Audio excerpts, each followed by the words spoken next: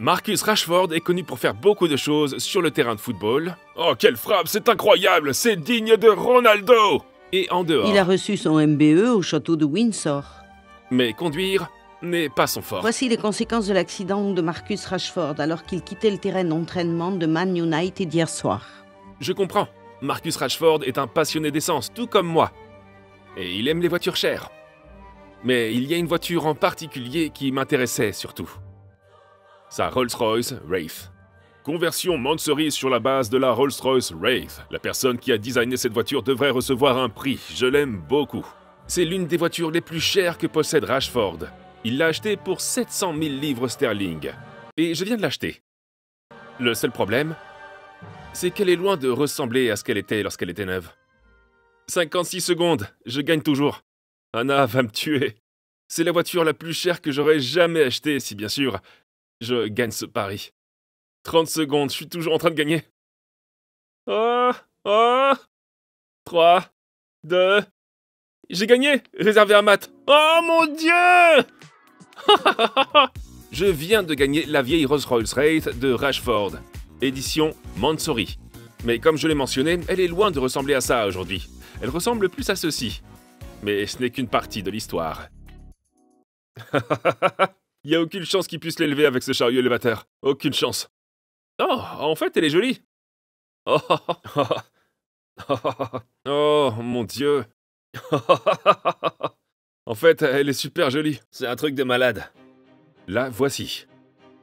Ce qui était autrefois une belle pièce d'ingénierie britannique. Mais aujourd'hui, c'est loin d'être le cas. Regarde la taille de la clé. Super. Elle est énorme. Comment ça se présente ici? Ça ressemble un petit peu à une banane. Oh mon Dieu, c'est vrai, on voyait pas ça sur la photo. Elle a combien de kilomètres? 1600. 1600? Ouais. Oh mon Dieu! Non! Quoi, tu plaisantes?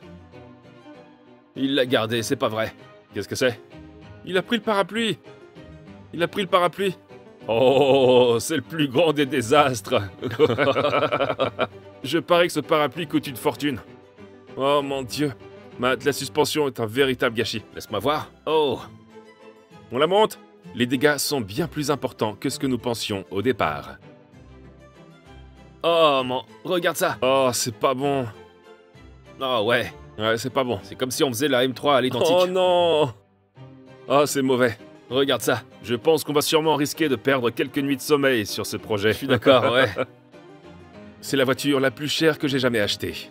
Et lorsque vous achetez à une vente aux enchères comme celle-ci, vous achetez à l'aveugle. Vous ne pouvez pas aller voir la voiture avant. Mais c'était le risque que j'étais prêt à prendre. Ce sera probablement ma seule occasion de posséder une Rolls-Royce comme celle-ci. Et la voir se faire ramasser par un chariot élévateur, c'est assez déconcertant. Tu penses qu'on en a trop fait maintenant? On a eu les yeux plus gros que le ventre. Non, je pense qu'on peut le faire. Ce sera très coûteux par contre. Ouais, bah heureusement que ça vient pas de mon portefeuille. Mais il n'y a plus de retour en arrière possible.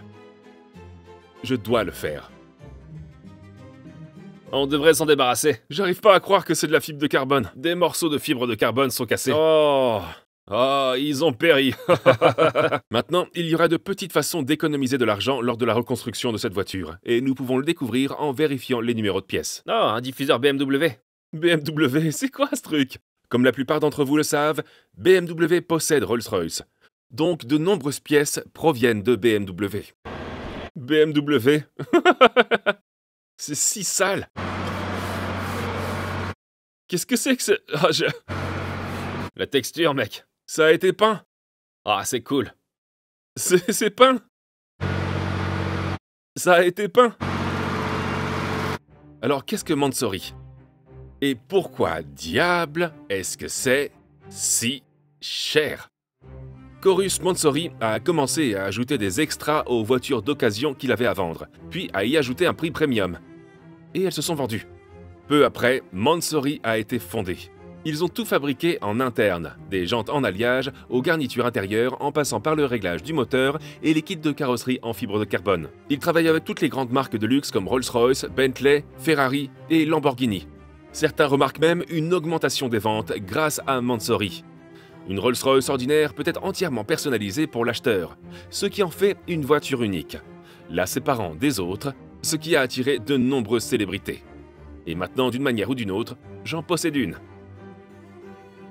J'ai déjà essayé d'obtenir des Rolls-Royce endommagées par un accident, mais c'est pratiquement impossible au Royaume-Uni. Parce qu'en général, elles ont tendance à être classées dans la catégorie B, ce qui signifie qu'elles ne peuvent plus être remises en circulation. Ce que Rolls-Royce a tendance à faire, c'est que s'ils ne peuvent pas la réparer, alors ils ne veulent pas que quelqu'un d'autre la touche. Surtout des gens comme moi. Alors comment se fait-il que cette fois-ci j'ai réussi à mettre la main sur une Rolls-Royce Rex, étant donné aussi sa rareté? En fait, celle-ci n'est pas allée jusqu'à l'assurance, donc elle n'a pas de catégorie du tout. J'ai deux théories pour expliquer ce qu'il s'est passé. Si vous êtes une compagnie d'assurance et que vous avez assuré une Rolls-Royce de 700 000 livres et qu'elle a eu un accident aussi grave, ce que vous allez essayer, c'est faire de votre mieux pour ne pas payer. Personnellement, je ne voudrais certainement pas payer. Par ailleurs, quel âge a Radford? 26?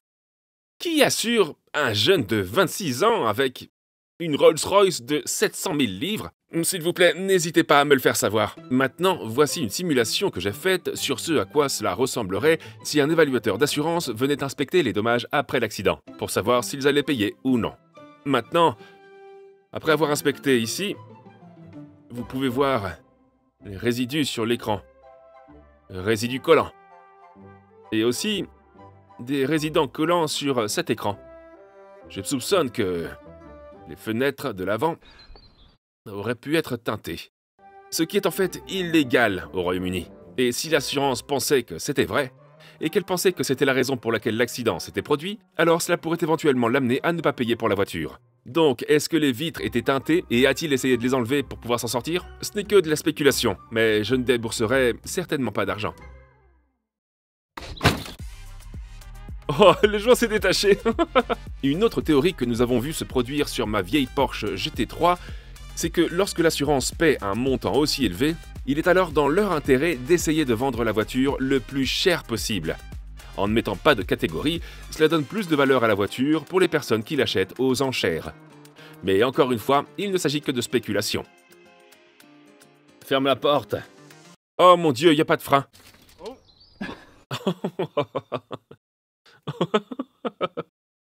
Arrête, il y a du verre à l'intérieur. Tu sais qu'il y a une chose que j'arrive pas à comprendre. Ils jouent pour Manchester United, qui est une équipe rouge, et l'équipe rivale est Man City, qui est une équipe bleue. Ouais. Nous avons sorti Rashford de là. Désolé, mon pote.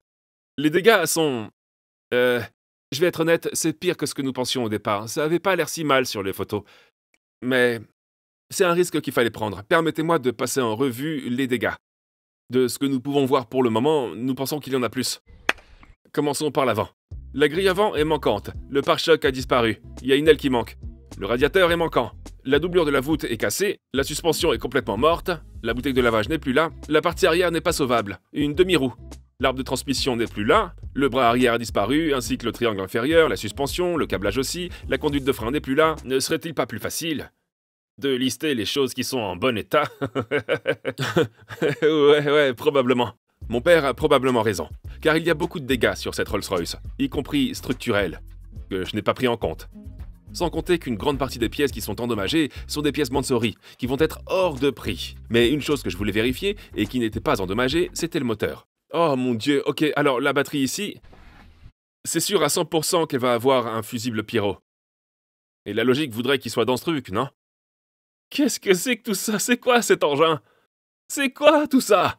Alors, si vous n'avez pas encore regardé une de mes vidéos, le fusible pyro est le fusible qui se déclenche lorsqu'un airbag se déclenche. Lorsque vous avez un accident, ça coupe le courant qui va directement au moteur depuis la batterie, ce qui vous permet de ne plus démarrer. La seule façon de savoir s'il est parti est d'essayer de démarrer la voiture. Je vais donc commencer par brancher la batterie, puis entrer dans la voiture et vérifier que tout est alimenté. Bon, j'arrive à l'allumer. Regarde ça. Ça ressemble à l'intérieur d'une BMW. Ouais, ça ressemble bien à une BMW. Ok, t'as regardé là? Je vais appuyer sur démarrer, mais j'ai des doutes. Allez, on a la foi. Est-ce qu'il s'est mis en marche? Ouais, j'ai entendu ça. Il s'est mis en marche? Recommence. Je te jure, il s'est mis en marche. C'est pas bon, ça. Ça a démarré, ça s'est arrêté. Je te jure, il s'est mis en marche. Oh là là. Alors, le fusible pyro ne s'est pas déclenché? Est-ce que la batterie est déchargée? Si le moteur tourne, c'est qu'il est alimenté en électricité. Et si le courant passe, cela signifie que le fusible pyro est en bon état. Mais je voulais vérifier, car si un airbag avait sauté, alors le fusible pyro aurait dû être grillé. Alors j'ai commencé à l'enlever. Ok. Je suis prêt à parier que ça, c'est le fusible pyro. La bonne nouvelle, c'est que le fusible pyro se serait déclenché. La mauvaise nouvelle, c'est qu'il ne se serait pas déclenché. Ce qui veut dire que quelque chose ne va pas avec le moteur, c'est pour ça qu'il démarre pas. Je vais essayer de l'ouvrir. C'est pas nécessaire. Pourquoi? Je pense que tout va bien. Ah ouais, on peut voir là. Ouais, regarde, il y a une connexion. On a pu constater que le fusible pyro était en bon état. Il n'y a pas eu de rupture avec la connexion. Oh non. Je pense qu'il faut juste lui donner assez de puissance avec le jumper starter. Nous pensons que le démarreur ne recevait peut-être pas assez de puissance. Nous avons trouvé d'autres endroits sous le capot pour faire démarrer la voiture. Nous avons donc ajouté le jumper starter et nous sommes repartis pour un nouvel essai. Normalement, rien ne devrait nous empêcher de démarrer maintenant. Donc, je vais m'essayer. Ouh! Ça a tourné. Recommence. Le démarreur a bien essayé de faire tourner le moteur, mais c'était comme s'il était grippé. Avant cette vidéo, nous avons appelé Rolls-Royce, et ils nous ont dit que s'il y avait le moindre problème avec le moteur, eh bien, cette voiture serait radiée. Les moteurs sont tellement chers. J'aurais pu jurer sur l'annonce de la vente aux enchères qui disait que ça Je marchait. suis sûre que c'est écrit démarrer. Ça dit qu'elle démarre. Démarrer, oui. Il y a écrit démarre. L'étape suivante consistait à sortir le lecteur de code pour voir s'il y avait des codes d'erreur. On est dedans. On va voir quels défauts on a.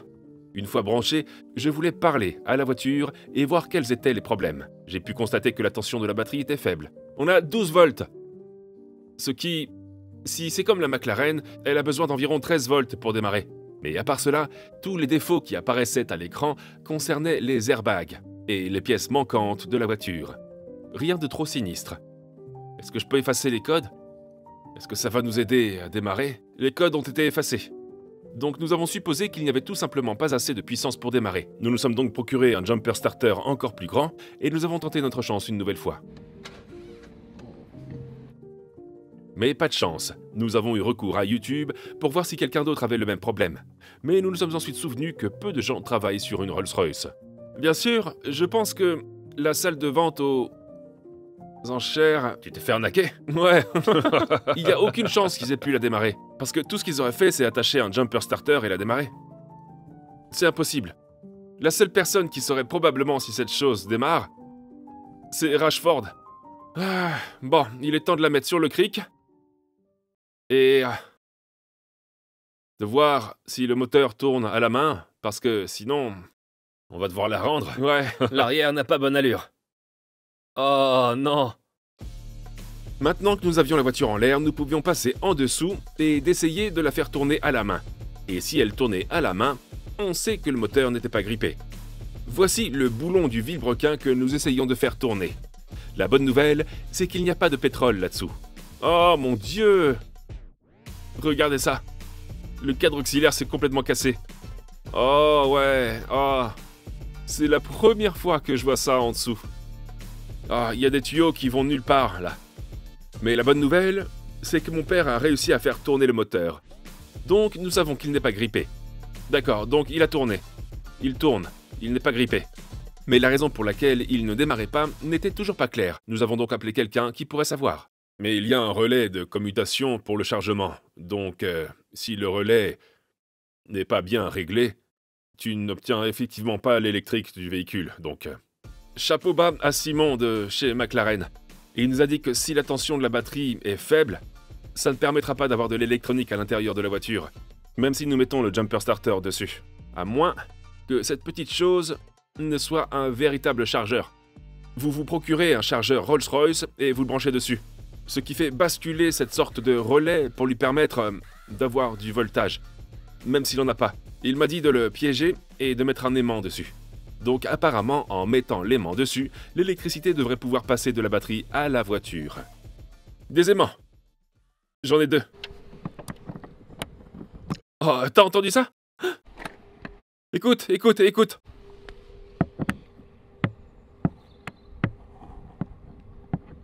Tu peux entendre le clic du relais? Le relais s'enclenche, alors. Il faut que ça marche. C'est vraiment trop bête, je comprends même pas comment ça fonctionne. Allez, Rolls-Royce. Allez! Allez!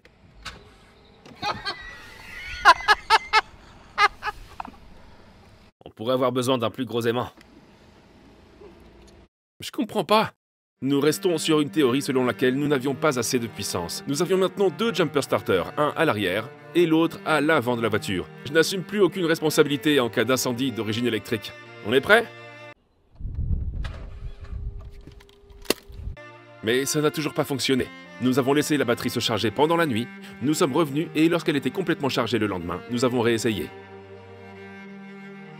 Ouais, ça en a fait un peu plus cette fois-ci que la précédente. Alors mon père a apporté sa Citroën avec un moteur diesel et nous avons essayé de la faire démarrer avec. Rien. Rien. Nous voulions voir si nous pouvions alimenter directement le démarreur, mais il se trouvait dans un endroit si obscur que nous n'aurions jamais pu l'atteindre avec les câbles de connexion. Nous sommes allés ensuite dans le coffre et nous avons vérifié tous les fusibles. Quelque chose l'en empêche. Sur le scanner de défaut, il n'y avait pas de défaut lié à des problèmes de démarrage du moteur. Nous avons dû retourner et vérifier encore plus de câblage, mais tout était bon. J'ai ensuite appelé la salle des ventes. Et ça disait que le véhicule démarrait lors de la vente aux enchères. Et j'aimerais savoir si on pouvait parler à la personne qui avait réussi à la faire démarrer. Et je ne sais pas s'il y a une façon spéciale de la faire démarrer, parce que là, on n'arrive vraiment pas à la faire démarrer. Ouais, c'est parfait. En attendant qu'il nous rappelle, j'ai vérifié la tension après le fusible pyro, qui était de 12,9 volts. Et avant le fusible pyro au niveau de la batterie, qui était également à environ 12,9 volts. C'était donc une bonne chose. Si je la fais démarrer, je peux garder la voiture. C'est ce qu'a dit Anna. Ouais. Je vais faire tourner la Citroën pendant qu'il le fait, pour donner un coup de pouce supplémentaire. Un coup de pouce supplémentaire. Quelle est la puissance de freinage de Citroën? Je sais pas. C'est trop pour toi. Rien. Peu importe ce que nous essayions, ça ne marchait pas. Oh, elle est presque à moi. Mais ensuite, pour une raison ou pour une autre, nous nous sommes rapprochés. Oh, allez, allez, allez. Il s'en est fallu de peu. Je pense que ce sera bon. Elle est à moi, elle est à moi, elle est à moi.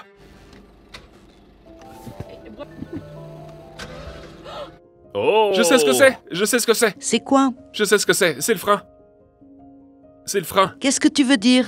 C'est le frein! J'ai appuyé super fort sur le frein et elle a failli démarrer. C'est la pression des freins! Attends. Peut-être pas. Attends. On peut avoir plus de pression des freins? Oui!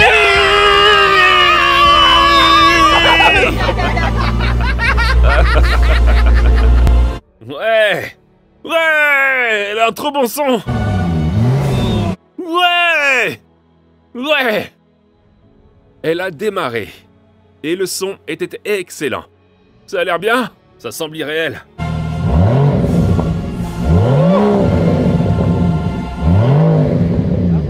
Bien sûr, nous devions tester le mythe Rolls-Royce.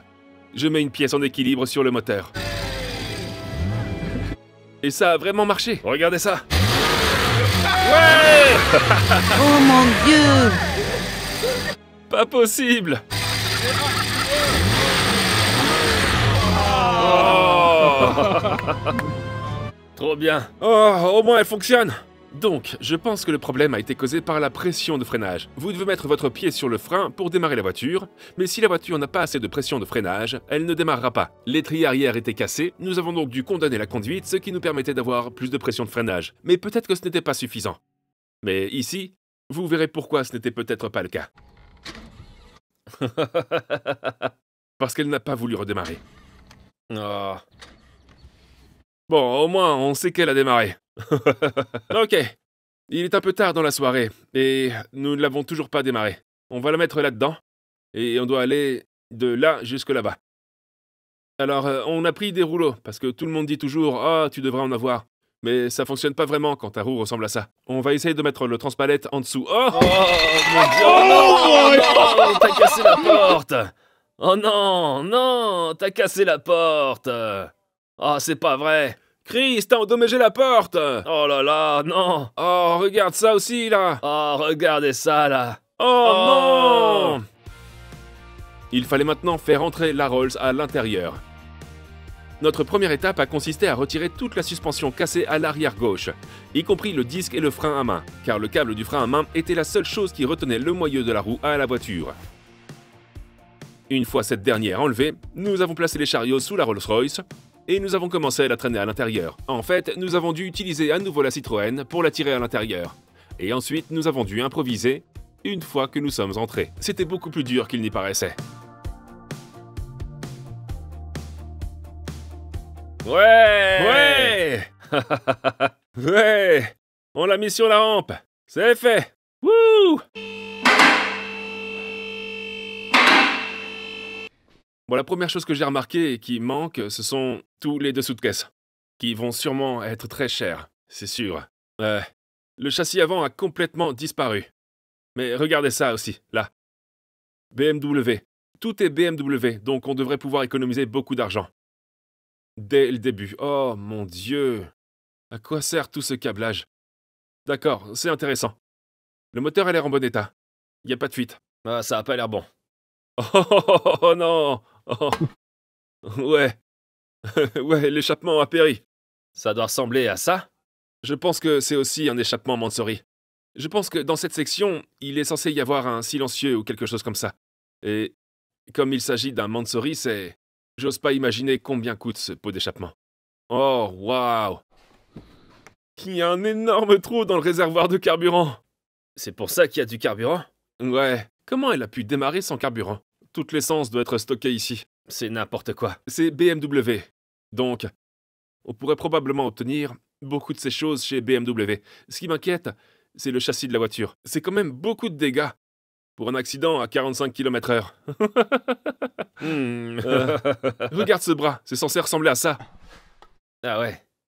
Ouais. Ouais, il a complètement péri. Le différentiel est parti, le sous-châssis arrière a disparu, tout le sous-châssis a disparu. Il n'y a pas de... Oh, c'est comme ça qu'on a commencé, parce qu'il y avait 2 réservoirs. Ou alors c'est juste un réservoir qui est divisé en 2. Un arbre d'entraînement est ici, l'autre est inexistant. L'échappement n'est même pas branché. Ah ouais, l'arbre de transmission est littéralement là. Ouais, c'est plus le cas. Là, c'est le réservoir d'air pour le... Ça ressemble pas à Rolls-Royce, ça. Un collier de serrage. Étrange. Il s'agit du réservoir d'air pour toutes les suspensions pneumatiques qui, je suppose, a été également cassées. Maintenant, le fait est que lorsque j'ai vu cette voiture mise aux enchères, je n'ai pas eu beaucoup de temps pour réfléchir ou me préparer.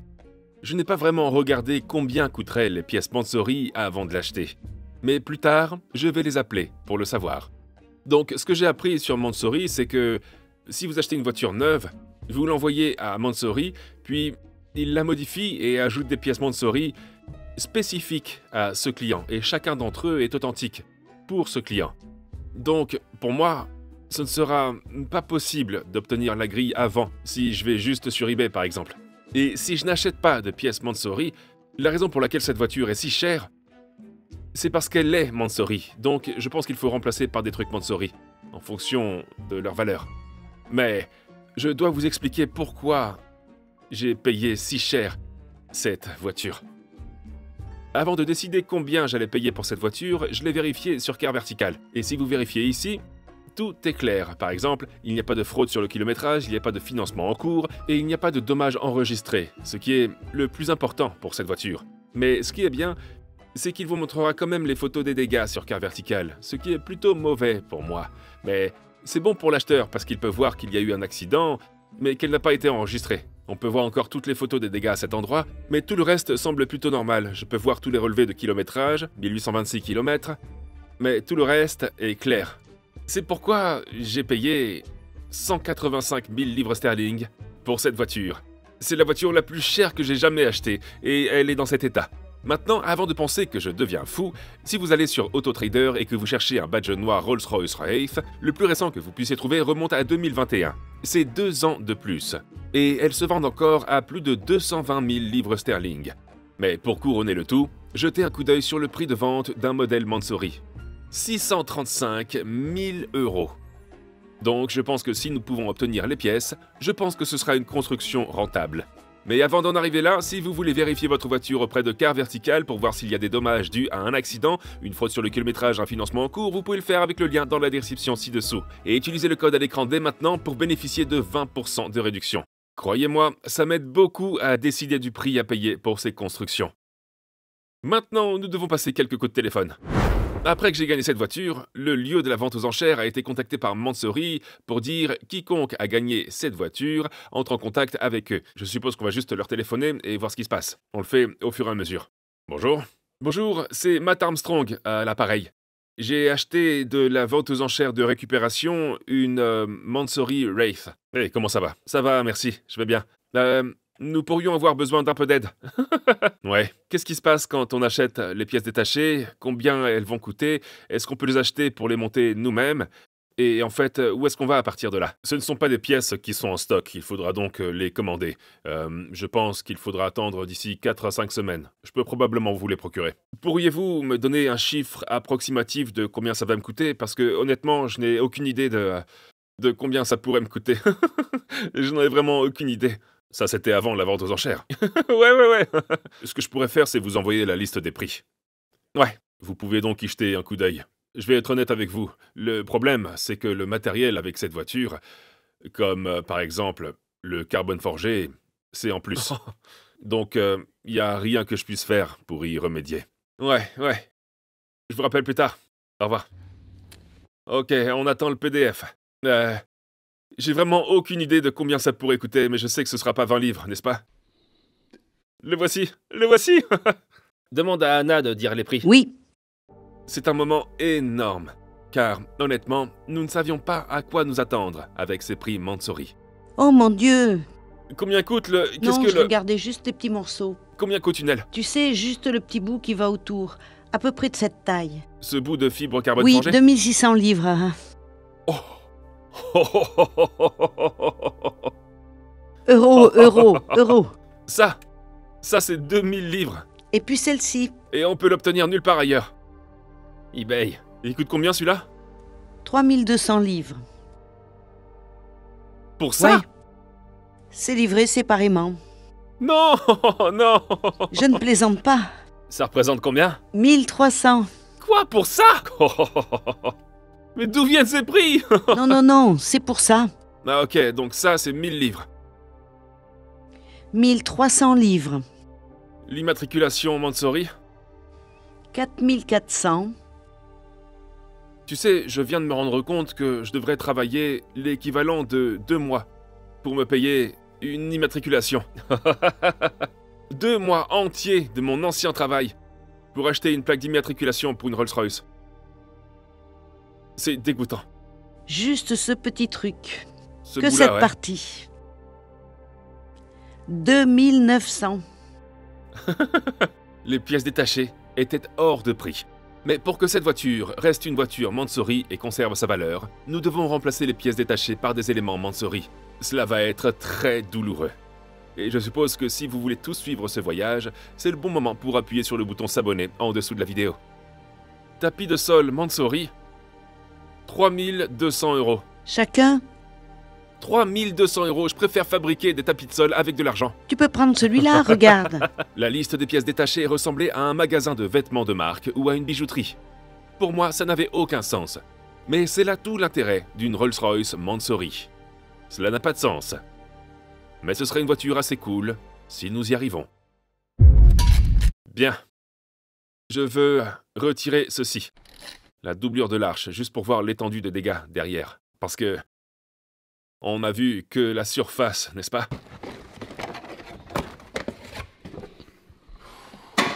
Oh ouais. Oh mon Dieu. Oh mon Dieu, il y a un trou béant. Regarde ça. Sur le côté positif, je pense que ça a l'air mieux que la M3 que nous venons de faire. Si c'est allé jusqu'à l'assurance, c'est à nouveau à 100% une catégorie B. Parce que Rolls-Royce dira « Nous ne la réparons pas, nous ne la réparons pas. Nous ne voulons pas que quelqu'un d'autre la répare, surtout des gens comme moi. » Mais c'est ce que nous faisons, c'est ce qu'on va faire. Et je pense que si on réussit à le faire, ce sera une construction irréelle. Et sincèrement, je pense que nous avons besoin de Jack. Ouais. J'ai fait des achats lorsque j'ai eu cette voiture, parce que ce que nous avons vu qu'il est indiqué BMW. Mais si vous mettez le numéro de pièce, il n'y a rien, parce que je pense qu'ils ont mis des numéros de pièces Rolls-Royce dessus pour vous empêcher de faire ça. Mais regardez ça, regardez ça. À l'intérieur, il y a une expérience. Sur eBay, ça coûtait 350 livres sterling. Pour le sous-châssis arrière complet, les moyeux de roue, les bras de suspension et tout ce qui va avec. On a fait un pari en pensant que ce serait le même. Ce cadre arrière provient d'une BMW série 6, si j'ai bien compris. Ce sera l'option numéro 1 pour la reconstruction. On trouvera beaucoup de pièces BMW et on fera des regroupements. J'ai une autre option, mais nous y reviendrons. Maintenant, je veux voir si ce sous-châssis arrière et tous les bras sont les mêmes que ceux de cette Rolls-Royce. La façon dont les boulons sont fixés est la même. Ce bras arrière ressemble à ça, n'est-ce pas? Je pense que c'est la même chose, mais c'est différent. Il y a quelques éléments qui étaient exactement les mêmes, comme ses maillons inférieurs et ses bras inférieurs. Mais quelques éléments qui avaient plus de force sur les pièces de la Rolls-Royce. Mais il se peut que nous soyons sur une piste. Alors c'est un succès ou un échec? Je pense que nous avons échoué avec succès. Parce que c'est similaire. Mais pas à 100%. Non, je pense que ça conviendra. Je pense que ça conviendra. Ça irait, mais il faut y mettre de la force. Il y a plus de force sur ce point que sur celui-ci. Ouais, il y a plusieurs choses qui ont changé, donc je pense que ça va être un défi pendant toute la durée de la construction. Maintenant, l'option 2. L'une des plus folles. Mais je pense qu'elle pourrait fonctionner. Au lieu d'acheter des pièces chez le revendeur principal ou d'essayer des pièces d'occasion, ce qui va nous prendre beaucoup de temps pour reconstruire tout ça, regardez ça. Sur l'écran, maintenant, se trouvent les Rolls-Royce Wraith non Mansory de l'ancienne génération, qui se dévaluent super rapidement. C'est le cas. Le pré-facelift se vend maintenant bien en dessous des 100 000 livres. Ce qui reste cher pour une voiture, sans aucun doute. Mais c'est beaucoup mieux qu'un demi-million de livres. Il s'agit de l'ancien modèle. La seule différence entre l'ancien modèle et le nouveau, ce sont les phares et les pare-chocs faceliftés. Je peux cependant me tromper. Ne vaudrait-il pas la peine, pour moi, d'acheter la moins chère du pays, autour de 90 à 94 000 livres? Nous nous en servons comme d'une voiture de pièces détachées pour construire celle-là. Nous devons toujours acheter les pièces Mansory, et cela nous permettra d'acheter tout cela en faisant des bénéfices. Est-ce que Anna sera d'accord? On ne le dira pas à Anna. Ok. Maintenant, idéalement, si nous pouvions trouver un ancien modèle accidenté à acheter, il serait beaucoup moins cher, et nous pourrions l'utiliser pour les pièces détachées. Et nous n'aurions pas à retirer une bonne voiture de la circulation, mais l'avantage d'en acheter une qui roule et qui sort d'un garage, c'est que nous avons la possibilité de la financer ou de contracter un prêt pour l'acheter.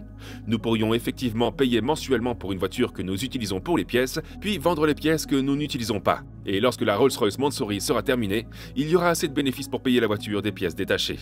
Il nous restera le moteur et la boîte de vitesse, ce qui pourrait représenter 20 000 ou 30 000 livres. Il nous restera un intérieur qui pourrait représenter 5 à 10 000 livres, ainsi nous pourrions lentement récupérer notre argent. Mais nous allons retirer une bonne Rolls-Royce de la circulation. Vous en pensez quoi? Voilà. C'est tout ce qui nous reste. Au moins, on a des dessous de caisse. Mais il y a une chose que je ne savais pas, c'est que c'est de la fibre de carbone. Comme toutes les pièces de la voiture, c'est fabriqué en fibre de carbone, et ça pèse 2,5 tonnes. L'une des idées qu'on voulait faire était de tirer une bonne situation d'une mauvaise, et nous ne voulons vraiment pas que Rashford commence à venir pour nous parce que nous avons acheté sa voiture pour une raison quelconque. Nous avons pensé que ce serait une idée brillante pour nous, et pour vous aussi. On va faire une dédicace, et avec un peu de marchandises aussi, on va l'étoffer. Voici l'ancienne aile de la Rolls-Royce Wraith de Marcus Rashford. Je sais que c'est la seule qui existe, n'est-ce pas? C'est la seule qui ait jamais été fabriquée avec la cassure Mansory. Et vous pourriez l'avoir juste pour 1 livre. 1 livre, une inscription à un concours de grande vitesse. Le lien se trouve dans la description. Et tous les bénéfices que nous en tirerons seront reversés à l'association caritative Fair Share, avec laquelle Rashford travaille également.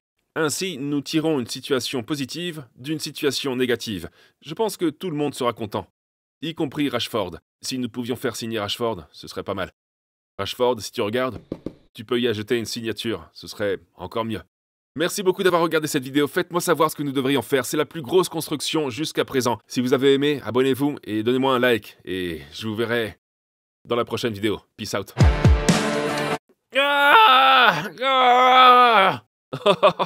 Capuchon sans trop. 129 € chacun. C'est pas si mal. Qu'est-ce que tu veux dire? Depuis quand on a relevé notre niveau d'exigence avec des capuchons centraux à 129 €? Like a drug that I just can't deny.